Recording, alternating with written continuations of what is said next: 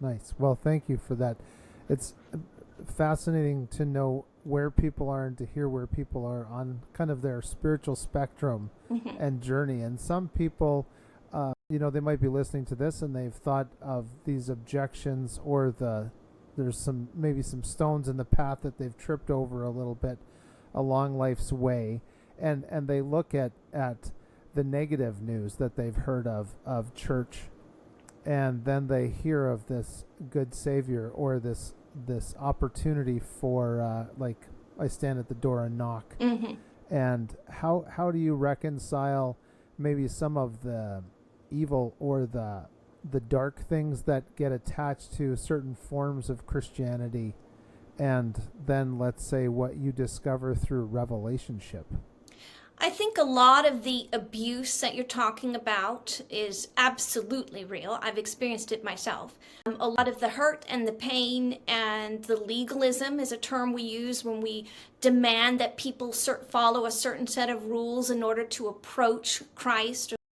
All that is man made. And if somebody is stumbling over those things, what they have to realize is they're not stumbling over Christ, they're stumbling over people. And you're going to do that Mm. wherever you are, whether you're in business or in personal relationships.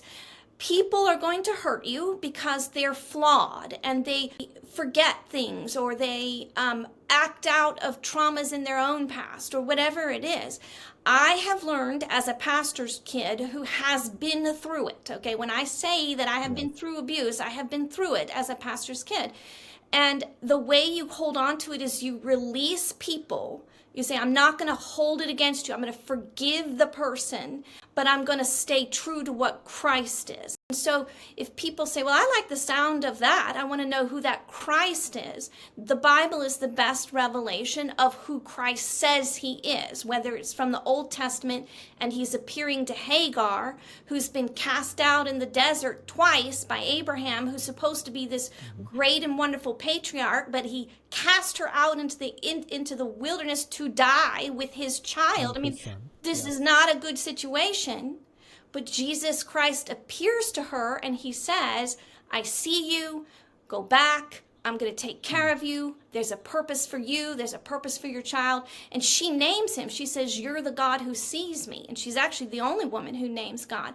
So I say, go to the Bible, find God revealing himself. Don't stumble over the people Mm-hmm. along the way who make these mistakes.